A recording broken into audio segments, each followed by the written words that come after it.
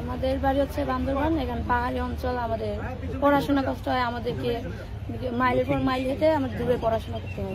যেমন আমার মা বাবারা আমাকে মানে কষ্ট করে আমাকে বান্দরবানে এনে পড়াশোনা করাইছে। জি। মানে এত পেশা থাকতে বিজিবি কেন? এটা তো জানেন জীবনের ঝুঁকি আছে, না, আমার বর্ডারে দাঁড়ায় থাকতে হবে, অনেক কষ্ট করতে হবে। বিজিবি কেন চয়েস করলেন?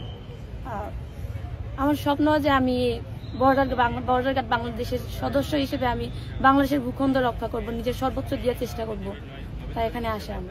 আর আপনি এই যে আপনাদের 46 জনের মধ্যে যে প্রথম হয়েছে, সেটাতে আপনার কেমন লাগছে?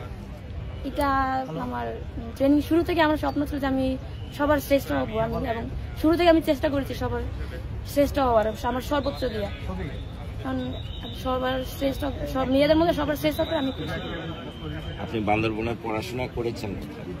বান্দরবান আমি ক্লাস 10 পর্যন্ত ডন বস্কো উচ্চ বিদ্যালয় আর ইন্টার পাস করেছি Bandarban collectorate school and college থেকে। পুরুষ সদস্যের পাশাপাশি আমি নারী সদস্য হিসেবে বাংলাদেশের ভূখণ্ড রক্ষাতে আমি নিজের সর্বোচ্চ দিয়ে চেষ্টা করব। আপনার বান্দরবনের কোথায় বাসা, কোথায় একটু বলবেন? আমার বান্দরবান হচ্ছে তারাছান। আপনারা কয় ভাই বোন? আমরা 3 বোন। আপনি কি সবার বড়? আমি সবার ছোট। সবার ছোট। বাকি ভাই বোনরা চাকরি করে? আপনার নাম কি, পুরো নাম? আমার নাম নুখিং সাই মারমা। বাবা? বাবা কৃষক। আর মা? মা গৃহিণী। আপনাকে এই বিজিবিতে আসার পেছনে কে উৎসাহ দিয়েছে বা এখানে চাকরিতে যোগদানের বিষয়ে?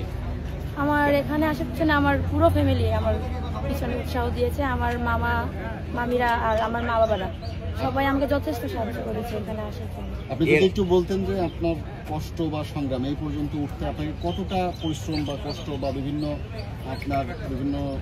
সহ্য করতে হয়েছে? আচ্ছা, আপনি বিজিবিতে চান্স পাওয়ার পরে আপনার গ্রামের লোকজন কি আপনাকে নিয়ে খুব গর্ববোধ করে এবং খুব খুশি হয়? জি, ওনারা সবাই আমাকে উৎসাহ দিয়েছে।